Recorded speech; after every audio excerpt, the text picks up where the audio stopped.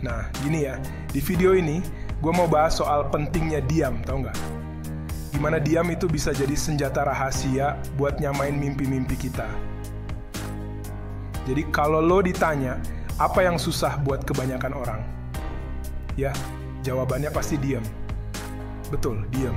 Karena kebanyakan orang, mereka nggak mau nyetel di hati mereka sendiri. Jadi ini jadi momok yang bikin gentar. Ditambah lagi, ada doktrin-doktrin dari lingkungan sekitar kita yang bilang kalau diam itu sia-sia dan nggak ngasih hasil. Padahal benernya loh, dengan diam semua masalah bisa kelar. Diam bisa jadi senjata hebat buat nyamain semua impian yang kelihatannya mustahil banget. Ketika kita diam, kita nggak campur tangan terlalu banyak di pikiran kita. Jadi pikiran kita bisa jalan maksimal. Saat kita diam, kita juga terhubung sama kekuatan yang luar biasa, yaitu kekuatan Tuhan. Ada beberapa orang yang merasa diam, mereka nggak ada hasilnya, atau nggak ada yang luar biasa terjadi dalam hidup mereka. Karena diamnya kurang tepat, atau bisa dibilang, diamnya nggak disertai dengan pengetahuan yang cukup. Jadi, akhirnya diamnya sia-sia. Tapi kalau diamnya dikombinasikan sama pengetahuan, pasti hasilnya luar biasa. Terutama buat selesain masalah-masalah dan wujudin impian yang kelihatannya mustahil tapi bisa jadi kenyataan dengan gampang. Ketika kita bicara tentang dikombinasikan dengan pengetahuan, ini berarti kita menggunakan waktu diam kita dengan cara yang lebih terarah dan produktif. Pertama, kita bisa manfaatkan waktu diam untuk belajar.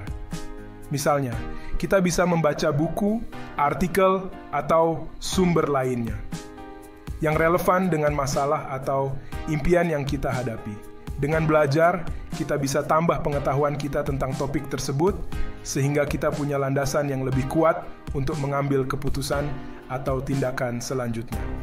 Selanjutnya, kita juga bisa gunakan waktu diam untuk merenung dan merefleksikan pengetahuan yang sudah kita miliki. Kita bisa pikirkan bagaimana pengetahuan itu bisa diterapkan dalam kehidupan kita, atau bagaimana kita bisa menghubungkan berbagai konsep yang kita pelajari untuk menciptakan solusi yang lebih kreatif. Selain itu, waktu diam juga bisa kita manfaatkan untuk merencanakan langkah-langkah selanjutnya. Kita bisa pikirkan strategi apa yang paling cocok untuk mencapai tujuan kita, serta langkah-langkah konkret yang perlu kita ambil dalam proses tersebut. Jadi, mulai sekarang, jangan remehin diam ya. Jadikan diam sebagai sahabat buat menemani proses kita mencapai impian kita. Dengan diam yang tepat dan pengetahuan yang cukup, segala hal yang tampaknya mustahil bisa jadi mungkin.